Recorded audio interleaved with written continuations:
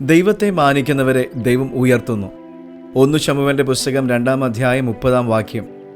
ആകയാൽ ഇസ്രായേലിന്റെ ദൈവമായ യഹോവ ഇപ്രകാരം അരുളിച്ചെയ്യുന്നു, നിന്റെ ഭവനവും നിന്റെ പിതൃഭവനവും എൻ്റെ സന്നിധിയിൽ നിത്യം പരിചരിക്കുമെന്ന് ഞാൻ കൽപ്പിച്ചിരുന്നു നിശ്ചയം. ഇപ്പോഴോ യഹോവ അരുളിച്ചെയ്യുന്നത്, അങ്ങനെ ഒരിക്കലും ആകെയില്ല. എന്നെ മാനിക്കുന്നവരെ ഞാൻ മാനിക്കും, എന്നെ നിന്ദിക്കുന്നവർ നിന്ദിതരാകും. മനുഷ്യരുടെ അംഗീകാരം പലപ്പോഴും മാറിപ്പോകുന്ന ഈ ലോകത്ത് ബൈബിൾ നമുക്ക് ഉറച്ച ഒരു വാഗ്ദത്തം നൽകുന്നു. ദൈവത്തെ ബഹുമാനിക്കുന്നവരെ അല്ലെങ്കിൽ മാനിക്കുന്നവരെ ദൈവവും മാനിക്കും. ദൈവത്തെ ബഹുമാനിക്കുക എന്നത് ഒരു പ്രവൃത്തി മാത്രമല്ല, അതൊരു ജീവിത രീതിയാണ്.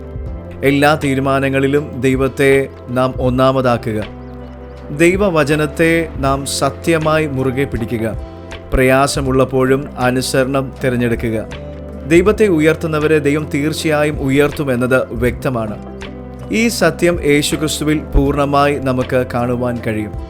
യേശു കർത്താവ് തൻ്റെ പിതാവിനെ ക്രൂശിലെ മരണത്തോളം ബഹുമാനിച്ചു, അനുസരിച്ചു. അതുകൊണ്ട് ദൈവം അവനെ ഉയർത്തി മഹത്വപ്പെടുത്തി. ക്രിസ്തുവിൽ വിശ്വസിക്കുമ്പോൾ നമുക്കും ഈ അനുഭവം സ്വന്തമാക്കുവാൻ കഴിയും. ദൈവം നമ്മുടെ തകർന്ന ജീവിതങ്ങളെ പുനരുദ്ധരിക്കും. നമുക്ക് വേണ്ടി പുതിയ വഴികളെ അവൻ തുറക്കും. വിശുദ്ധിയിൽ നടക്കുവാൻ ദൈവം നമുക്ക് ശക്തി നൽകും.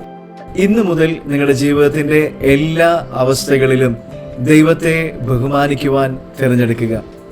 ദൈവത്തിൻ്റെ വാഗ്ദത്തം ഉറപ്പുള്ളതാണ്. രഹസ്യ ജീവിതത്തിൽ നാം ദൈവത്തെ ബഹുമാനിച്ചാൽ ദൈവം മറ്റുള്ളവർ കാണുകെ നിങ്ങൾക്ക് വേണ്ടി അത്ഭുതങ്ങൾ പ്രവർത്തിക്കും. God bless you.